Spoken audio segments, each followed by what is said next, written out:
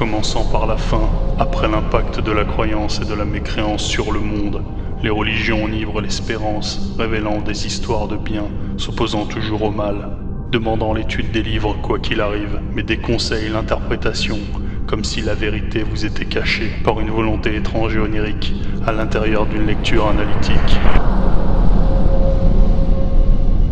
Dès lors, en voyant l'ensemble des morts et leurs sacrifices, résultat de confrontations de civilisations, d'opposition de pensée, d'exode et de résurrection de fils, de division de langage, de prétention de connaissance, qui ont amené l'homme à choisir le savoir, qui ont amené les hommes à s'entretuer sans même voir, prétendant tout comprendre à chacune de ces guerres, supposant avoir les raisons pour les faire et les refaire.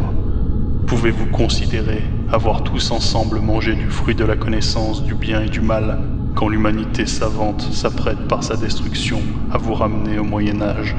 Ce sont autant de levées d'épée que d'étapes qui, comme des enfers, vous ont permis de mettre à découvert les aberrations de vos prétentions, l'envie d'être toujours supérieur, l'orgueil d'être les meilleurs, occulté par l'humilité d'être simplement meilleur qu'avant, et à chaque guerre de nouvelles erreurs, jusqu'à laisser faire, sous la tristesse de vos peurs, la destruction de votre terre, mais aussi de l'arbre et de son fruit.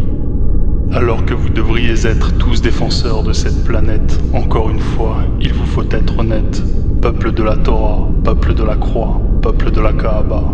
Quand du Seigneur les voies sont impénétrables, on peut se demander ce que vous avez compris de la symbolique du mal, quand après les divisions, il attend certainement que les hommes se retrouvent en réunion. Quand de la vie des prophéties sunnites, on pourrait réunir le monde en s'opposant au fait de la croyance par la mécréance, dont on doute du principe et du sens. On assisterait par un type de raisonnement à la réunion des religions, quand bien même elles encouragent justement les croyants à l'étude des textes. Ainsi, l'enseignement de la Sunna propose une vision du monde où il serait possible de voir les hommes réunis et en paix, sous une compréhension unique, rassemblant les mythes et les religions, mais aussi le croyant et le non-croyant, sous la même logique d'un plan voulu par Dieu un temps. Et quel meilleur projet que de ramener aussi le mécréant au Seigneur Dieu qu'en utilisant une méthode de mécréant. Continuant ainsi les prophéties, la Sunna donnerait alors la première clé de résolution pour le faire. Dès lors, à l'arrivée de la fin des temps, le mal sera le bien, et le bien sera le mal, et sans comprendre avec certitude la compréhension des livres, il est tentant de se demander ce que dans les livres avait été considéré comme dualité.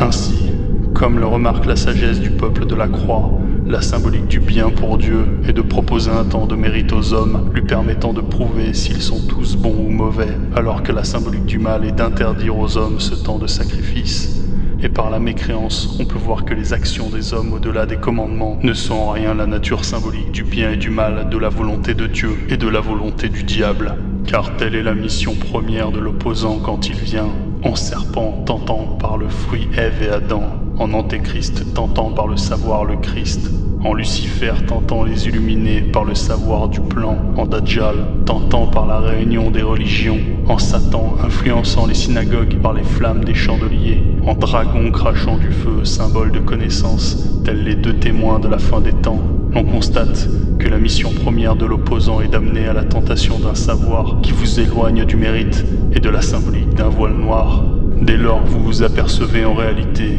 que vos deux premiers ascendants, Ève et Adam, malgré leur péché scandale, ne vous ont nullement laissé manger du fruit rance de la connaissance du bien et du mal, et que, tels leurs enfants, vous pensiez aussi que les livres ne possédaient aucun symbole dans la Bible, et qu'en spéculant sur le mal et le bien, vous confondiez encore avec les actions de commandement quand il n'en est rien. Car aucun d'entre vous ne se souvient vraiment d'avoir mangé d'un arbre le fruit qui n'a pas encore mûri. Vient alors à votre esprit cette question: pourquoi vous aurait-on caché des religions leurs fonctions ?